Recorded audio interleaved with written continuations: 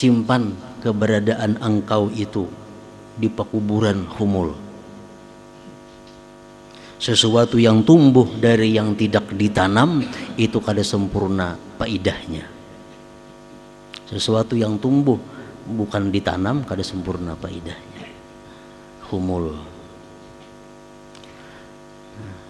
Jadi jangan hendak berdadasan pamer, jangan hendak berdadasan mengungkai kebulihan, menampakkan kehebatan. Orang bertarikat itu justru sebaliknya, menyembunyikan diri agar jangan dikenal orang. Karena bila banyak kenalan mengganggu ibadah, mengganggu wirid dan sebagainya. Dicontohkan oleh orang dahulu, orang yang bertarikat. Orang yang bertarikat ini sama dengan nasi, dengan beras. Seorang murid itu sama lawan beras.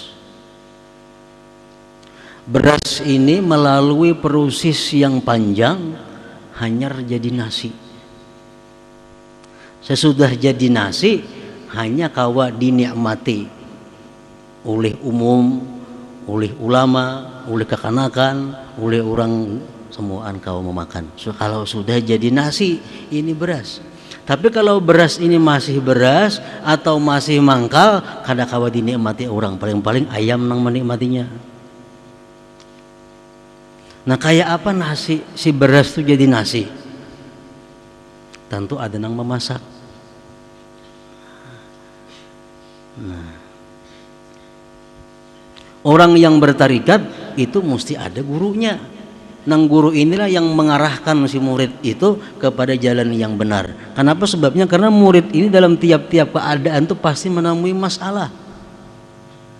Tadi masalah ini nak kayak apa? Hukumnya ya guru boleh. Kayaknya pulang mungkin bertahun-tahun pulang isuk-isuknya ada masalah. Nah kayak apa ini hukumnya? Ya guru tuh kada boleh. Jadi kada kawa lepas daripada ilmu, kada kawa lepas daripada guru. Nah jadi beras tadi diambil oleh tukang masak, dibuat ke dalam bakul, dikubui banyu. Kubui banyu. Ini perumpamaan apa? Orang yang hendak bertarikat itu mesti batubat, mesti dibersihi maka. Nak beres buat dalam bakul, nah dikubui banyu. Dikacak-kacak oleh tukang masak berasnya itu. Supaya bersih. Nah kayak itu juga seorang awam yang hendak bertarikat, hendak jadi murid, dia mesti datang ke wadah gurunya, minta bersihkan diri dari segala macam yang kada baik. Uja guru, ikam adakah riba? Ada, ampe. Ikam sukakah menyembati orang? Suka, jangan lagi nyembati orang. Ikam sukakah yang kada baik ini? Jangan lagi. Nah itu dibersihkan dulu oleh si gurunya ini. Jadi beras tadi dibersihi dulu, dibersihi. Nah tuntung dibersihi, beras itu sudah bersih, hanyar apa? Hanyar dimasak. Nah dimasak, dibakar, api di bawahnya, gelalak-gelalak mengguraknya banyu nih. Nah kayak itulah seorang murid itu waktu dalam tarikat, waktu dalam perjalanannya, dalam ibadahnya itu menemui hal-hal yang sulit, menemui hal-hal yang payah, macam kayak beras nang dibakar oleh api itu, nah, gelalak-gelalaknya dikurung.